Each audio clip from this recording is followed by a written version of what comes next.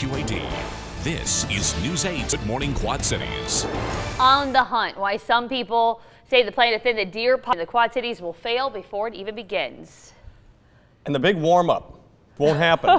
Anyhow, this is a live picture from our Eagle Eye in downtown Davenport. Well, I mean warm-up, but... We're not feeling it yet. No, we're not feeling it at all. We can all agree on that. No. Thank you for joining us for our first look at the news. I'm Julie Sis. I'm Jim Mertens. This is Good Morning Quad Cities at 4:30. And I'm Chief Meteorologist James Zahara. Good day. Hump day Yes. is upon us. And, you know, Jim's right. It's pretty cold out there. Let's go and take a look at what we have temperature-wise across eastern Iowa and northwestern Illinois. And we are right back in those teens across a lot of our hometowns. The only exception around Savannah at 22 degrees. No wind out there, so we're not talking about any nasty wind chills going on across the area. In the immediate Quad Cities, we have a temperature of 18 degrees. Guess what? We're going to be seeing some more of that sunshine. Full day sunshine. The change today will be the winds. It will be pretty breezy out there, but it does promise to be giving us more warmer temperatures around here later on in the day. Warmer, at least compared to what we had around here yesterday. And we'll tell you exactly what those temperatures are for your hometown coming up in just a few minutes. All right, thank you, James. New this morning, a bill to legalize same-sex marriage in Hawaii is on its way to that governor's desk. Hawaii state legislature passed a bill yesterday. Now heads to the governor's desk to be signed. The governor says he will sign it today. The measure will allow gay couples living in Hawaii and tourists visiting the state to marry starting December 2nd. Experts say the law could boost tourism by $217 million over the next 3 years. Illinois Governor Pat Quinn plans to sign a same-sex marriage bill on November 20th. Well, the future of the Republican Party was in the spotlight last night as the Scott County Republican Party hosted its annual Ronald Reagan dinner. Many from the Republican Party attended, including Iowa Governor Terry Branstad, Iowa state legislators, and former United States Senator Scott Brown. Republicans say last night's dinner was just as much of a fundraiser as it was a preview for next year's elections. The key, I think, is to be more inclusive. There is room for people like me and Rand Paul, Ted Cruz, Sarah Palin, Mitt Romney. There's room for all of us. Several candidates for U.S. Senate and Congress also spoke, asking those at the dinner for their vote. Also looking ahead to 2014, Illinois Governor Pat Quinn and his running mate for the next election, Paul Vallas, made their public debut yesterday. Paul Vallas, a former Chicago school CEO, left his job as school superintendent in Connecticut to join the campaign. This isn't his first attempt at politics. Vallas lost the Democratic nomination for governor to Rod Blagojevich in 2002. Governor Quinn said he is glad Vallas back into the political spotlight. He's a people person. His entire life has been a purposeful life. He understands that our mission here on earth is to make things better for our fellow citizens, to work together in harmony, in community. And in the time I've known Paul, he's exhibited prodigious energy, tremendous commitment and idealism, all the things you want in a public servant.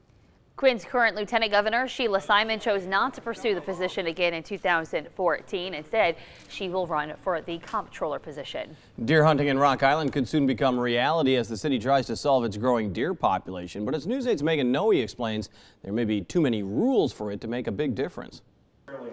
Council chambers were packed with camo Tuesday night. Yeah, I think it's a great idea. As nearly 100 hunters said they'd like the chance to bow hunt within city limits. Many, though, left excited but skeptical. I think that's too limited to have a very big impact. After learning only a handful of people will actually get the chance. Permits will be given to hunters for up to 4 private property locations. And lottery will determine who can hunt at just 4 stands on Rock Island golf courses. From what I understand, there's only 8 hunters allowed at a time for the season.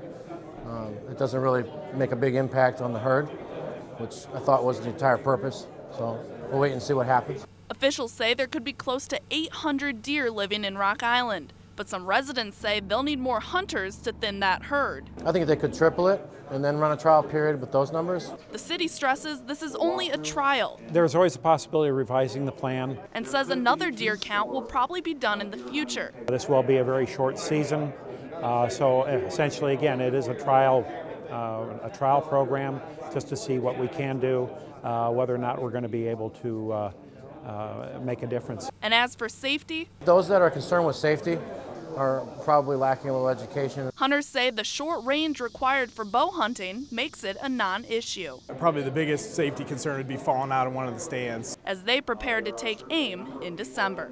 In Rock Island, Megan Noe, WQAD News 8. City Council is expected to finalize Rock Island's deer hunting ordinance next Monday. Those interested in applying for a hunting permit or allowing hunting on their land should contact the Parks and Recreation Department. Well, Iowa agricultural leaders are criticizing a new report on ethanol after an Associated Press investigation found ethanol has not lived up to some of the government's clean energy promises. The article accuses farmers of polluting water supplies with fertilizers while destroying wildlife habitats. The Iowa Renewable Fuel Association claims that AP reporters misled the people they interviewed and also ignored the facts. I'd be embarrassed if I were them. It's something that was so obviously biased in the way that it was put out. They didn't try and balance it all. They didn't really update it. They had big errors in it. It was obviously put out to make a point as opposed to report on the stories.